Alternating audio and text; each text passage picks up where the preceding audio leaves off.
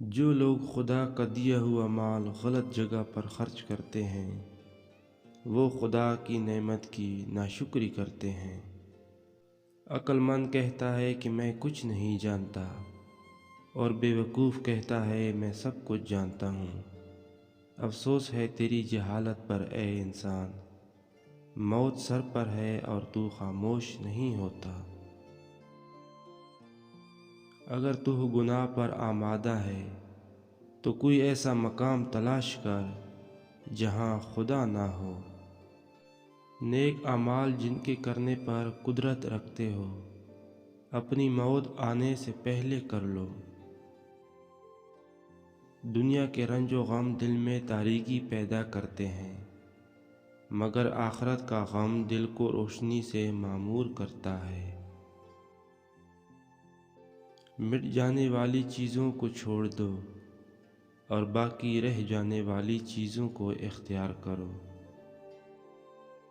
ام المؤمنین حضرت عائشہ صدیقہ رضی اللہ تعالی عنہا روایت کرتی ہیں، جب حضرت عثمان غنی رضی اللہ تعالی عنہ رسول اللہ صلی اللہ علیہ وآلہ وسلم سے ملنے آتے تو حضور اکرم صلی اللہ علیہ وآلہ وسلم اپنا لباس درست فرما لیتے اور فرماتے کہ میں اس شان سے کس طرح حیا نہ کروں جس سے فرشتے بھی حیا کرتے ہیں۔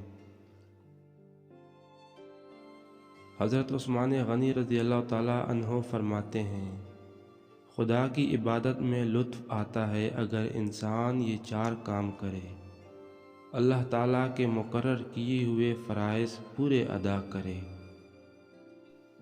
اللہ تعالیٰ کی حرام کی ہوئی چیزوں سے مکمل پرہیز کرے، نیک کاموں کو فرائض سمجھ کر ادا کرے، خدا سے ڈر کے برے کاموں سے بچ کر رہے۔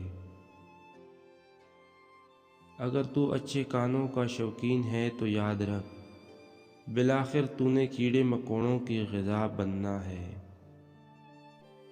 4 چیزیں بیکار ہیں، وہ علم جو بے عمل ہے، وہ زہد جس سے دنیا حاصل کی جائے، وہ مال جو خرچ نہ کیا جائے، وہ لمبی عمر جس میں سامان آخرت کچھ تیار نہ کیا جائے۔ حضرت عثمان غنی رضی اللہ تعالی عنہ نے فرمایا، اللہ پاک کے سوا کسی سے کوئی امید نہ رکھو۔